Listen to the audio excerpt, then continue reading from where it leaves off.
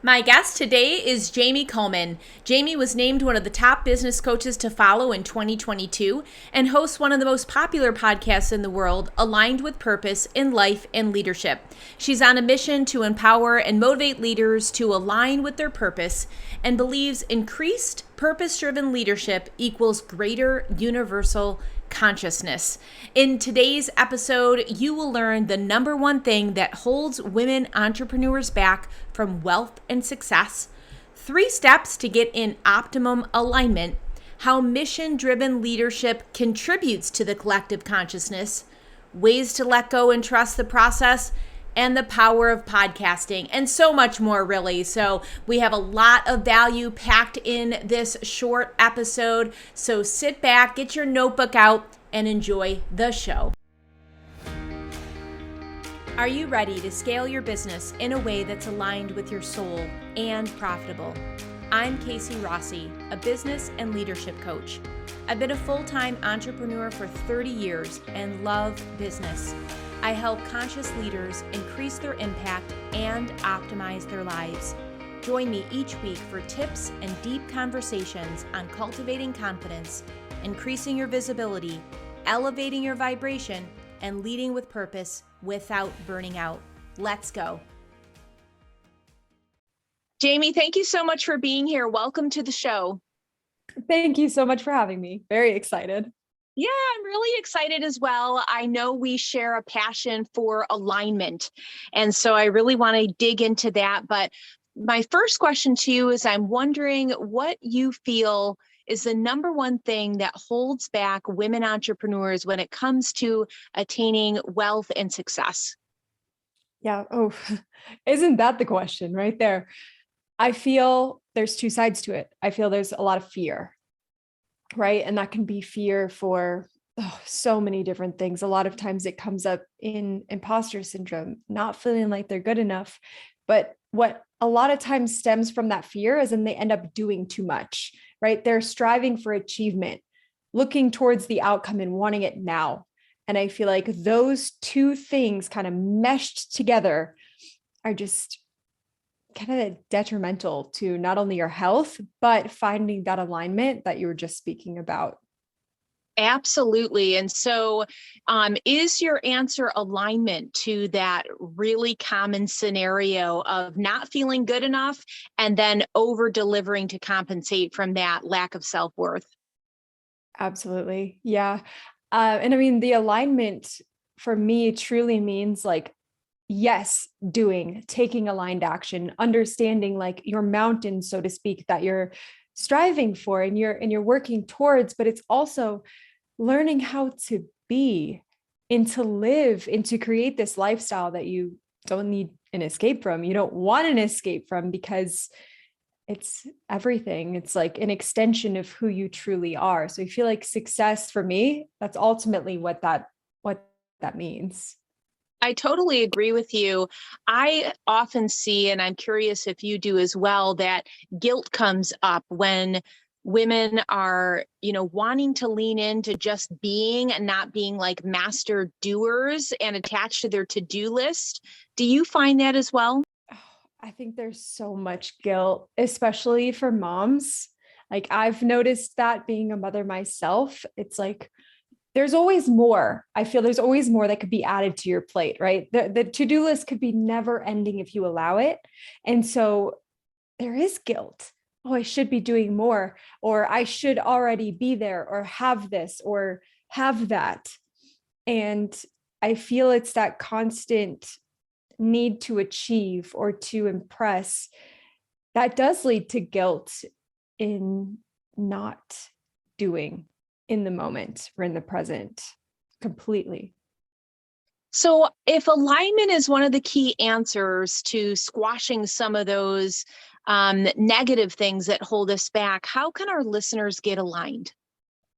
Yeah, I would say first is looking at your day-to-day activities.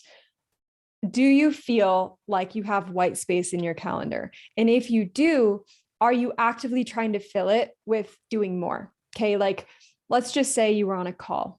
Okay, you had an hour-long call, and after that, you have a good hour before your next activity. Are you remaining at your desk, filling your time with busy work, checking your email, seeing what else you could get done?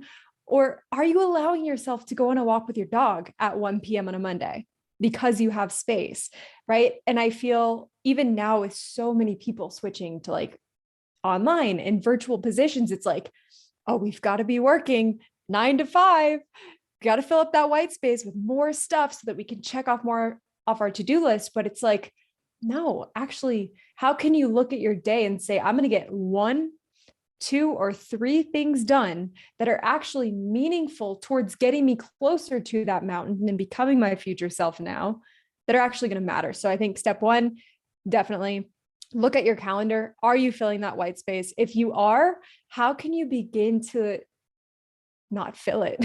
I mean, look at ways to like further ground yourself, right? If you just went through an online training or you're going through a course right now and you got through a module, go take 5 minutes, sit outside, listen to the birds, just constantly dance with this achievement and alignment. And that's where you truly can find whatever balance it is that you're looking for. It's just going to help mentally you feel clarity for the next time you jump into achievement and doing. Absolutely. And I'm hearing 3 things in what you just said, 3 nuggets, really. One is when you're prioritizing 1, 2, or 3 bullet points that you are going to accomplish in your day, make sure that they're going to be weighty enough that it's helping you climb that mountain and get you closer to the goal, because we can often mistake busyness for productivity. So I love that. 2 is awareness. When we start to have the mindset and awareness of, oh, there is even white space there, and what can I do in that white space? I think that that's really crucial. We have to have awareness before we start any kind of healing or transformation process. And the third thing is I felt this need for self-permission granting. So it's like, even though you're aware of that white space, in order to have a sense of fulfillment and balance, you have to give yourself permission to walk the dog, take a 2-hour lunch with your bestie, lay out in the sun and cat nap for a half an hour, whatever it is for you. So that's awesome. Thank you for that. I'm curious, Jamie, that how does our mission-driven leadership contribute to the collective consciousness? Well, I did a podcast episode on this, and it was, if everyone in the world was aligned with their purpose, what would that truly look like? And sitting with that question still kind of blows my mind and has me get really deep, because I feel like that's ultimately what we're all here to do, right? Is to figure out like, what's our special purpose here on this planet? Why were we put here? And what's our gift that we can bring to the world? And so I feel those who are mission driven as leaders are, first off, not only the light for the rest of humanity to get that permission that they might need to step into their purpose, but they're also actively doing it. And so it's like the amount of impact that they have on the world because they're just doing what they feel called to do, like what they're here on this earth to do, is just incredible. And I feel they give such an incredible example of people who are so in love with the process of doing what they're called to do, that they're like completely aware. Like you could see this so beautifully with like Tony Robbins. Okay. Like he does not need to keep doing these seminars if he didn't want to, but he is so in love with his calling, with his purpose, that he is going to keep showing up till the day he dies. Like we all know that. And he knows the outcome of that is changing lives. He knows it's all the abundance, and financially, especially abundance, that he could ever want. So I think that's been a huge part of my journey, especially recently, is like, how can I fall more madly in love with the process, trusting that the outcomes and everything that I've ever dreamed of as well is already on its way and has already come. So absolutely has already came. No, I totally get what you're saying, and I love it. And I'm wondering, for the listener that's like, that sounds amazing, that sounds magical, I want to let go and surrender to the process and have faith that my highest good and my highest potential is going to be fulfilled. How can they let go a little bit? Like, and like, loosen the grip, if you will, because I feel like, especially due to society and just general cultural upbringing, as women rising, especially women entrepreneurs, there is this need and this paradigm to push and grind. And so, what's a tip that could help the listener just let go and trust the process even more? Ooh, I love this question so much. I feel when you really sit with the question of like, why am I rushing? When you realize that what you're building, let's say it be a business at this point, let's say you're building a business. When you realize that you're building a business that is an extension of you, like it is your life's purpose, it is what you're here to do. There's no rushing that because it's what you want to do for the rest of your life. So why are you hurrying to get to a destination that actually doesn't exist? Because once you hit it, there's just going to be something else. So you might as well drop into the moment, appreciate it, respect how far you've come, and just know that so long as you continue doing what you're doing and showing up, the world is yours. Yeah. Jamie, how did you find your life's purpose? Oof. Oh, that is such an interesting question because I didn't know for the longest time what that looked like, as I'm sure everybody kind of goes through at one point, but everybody was in school and I just remember they all knew what they wanted to be. They all knew what they wanted to go to college for. They had this beautiful life vision. And I was sitting over here, am I alone? Having no idea what it is that I want to do. I didn't know what that looked like. So I didn't plan to go to college at all. It wasn't something that really aligned with me at that time. I especially didn't know what I would go for. So I just started dabbling in a bunch of different things, a bunch of different fun little side projects. And I was 15 years old. The company that I was working for was taking off automotive parts and like putting them in a side warehouse. And I started selling them online. That's really when I got the taste of passive income and Wow. being an entrepreneur, like having my own business. And I was like, okay, this is pretty cool. I definitely need to explore this world a little bit more. It felt like I was an entrepreneur since birth, but felt extremely misplaced. I love So that. that I was the always say beginning. that Yeah. being an entrepreneur is in our blood. Like it's something baked in our DNA, and it's not something that you can like just ignore the whispers, because it's more of a loud roar of, hey, Mhm. this is what you need to do. That's a super fun story. I love that. I didn't realize that about your history. So that's really cool.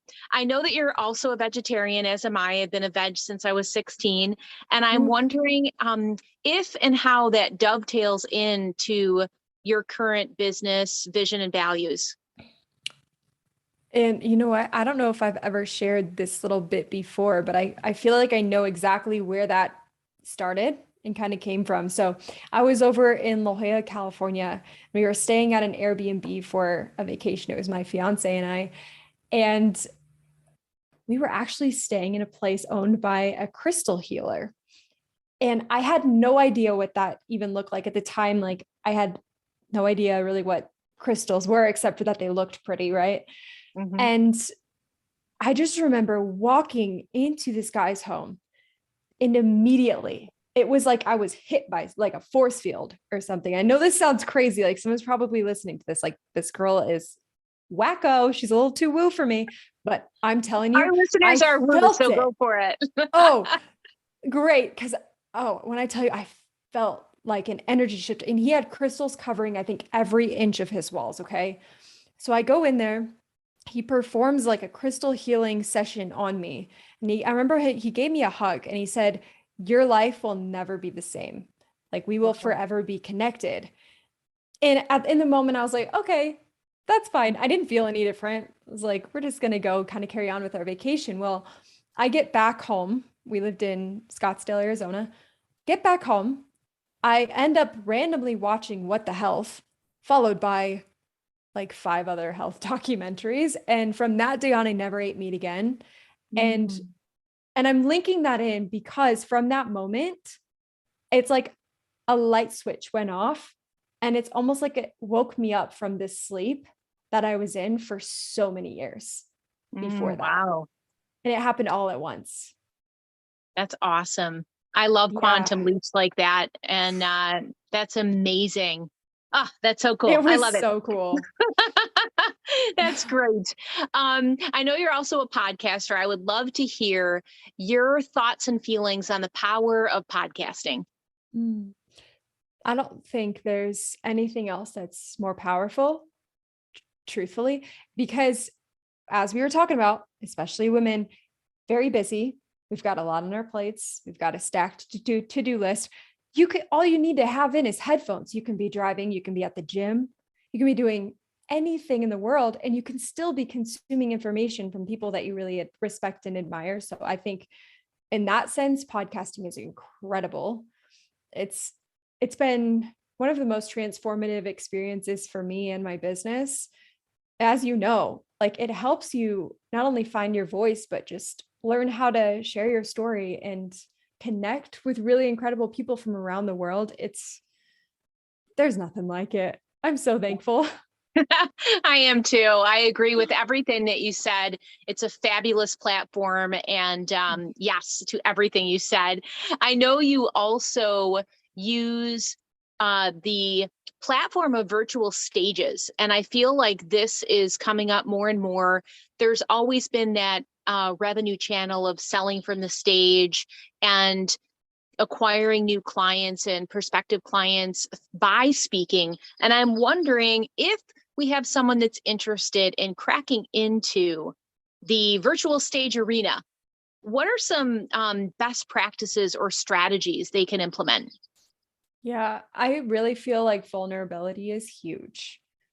And just not only for yourself, right? Like when you start opening up stories from your past that maybe at one point were pretty painful, it helps you emotionally go through it. And it also helps others embrace you, but it gives others permission to truly be themselves and up about things that at what point, they were struggling with or maybe still are. So I think that's huge, just starting to be vulnerable, really getting clear. Okay, what do I actually want out of this? Like, what am I looking to do? Am I just looking to hold incredible conversations with people from around the world?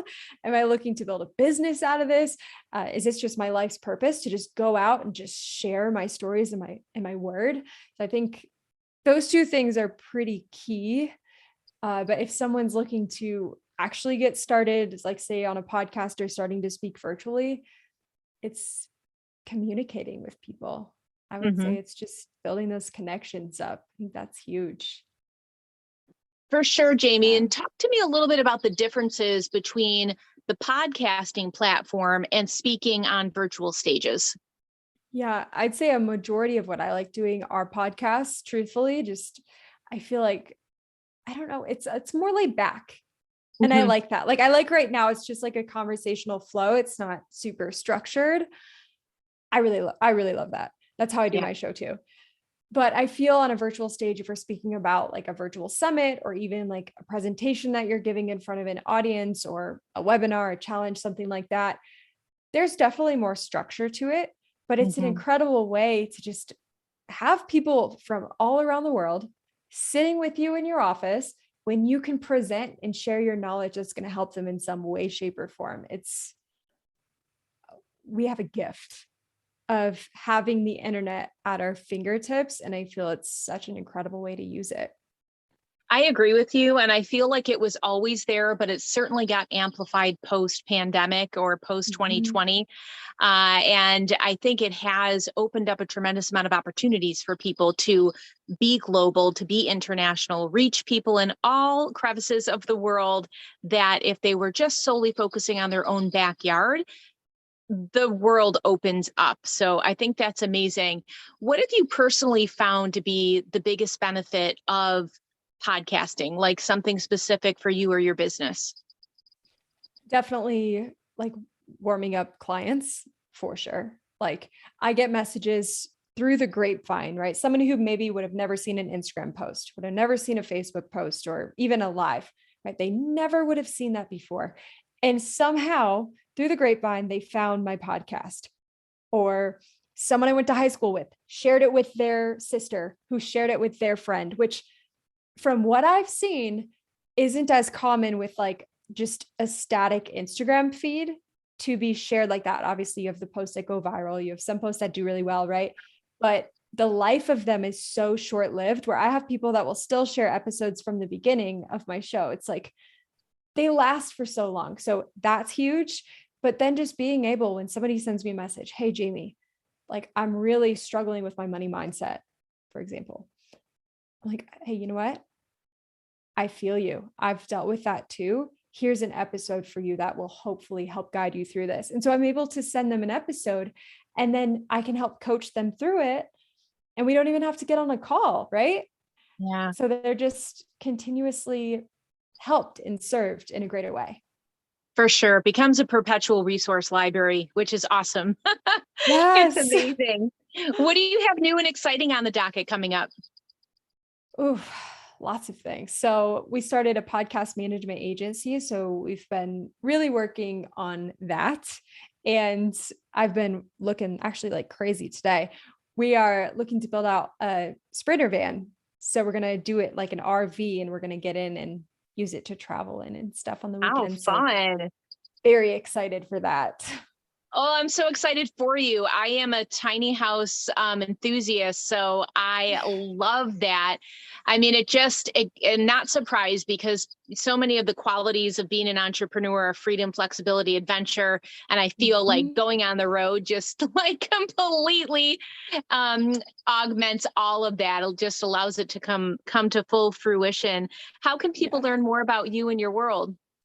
Yeah, definitely my podcast, Aligned with Purpose in Life and Leadership. That's a good place to start. Or I can be found on LinkedIn, Jamie Kullman, JamiekuLlman.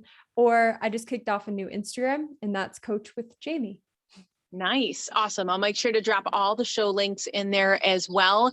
And if you had a future prediction for women entrepreneurs and female CEOs and leaders, what would it be? Oof.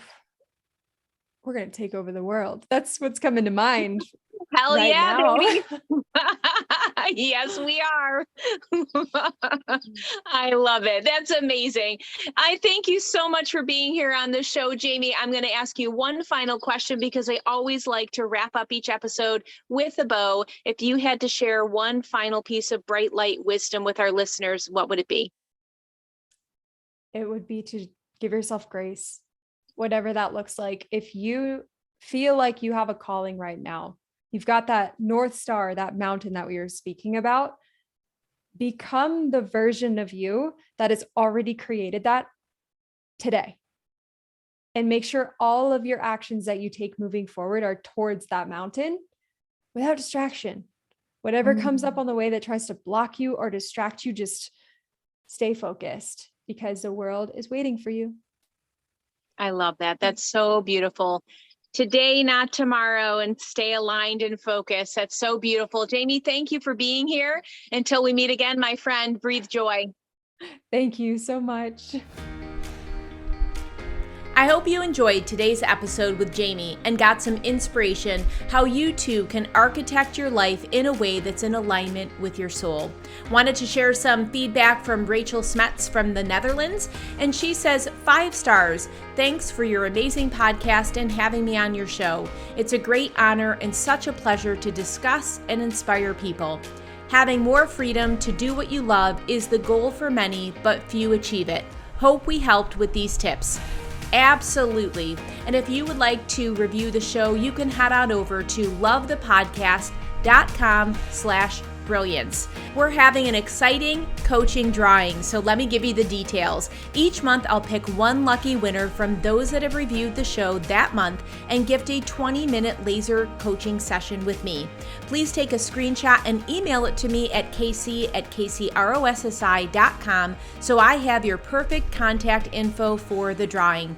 Again, you can review the show at lovethepodcast.com/brilliance. See you next week.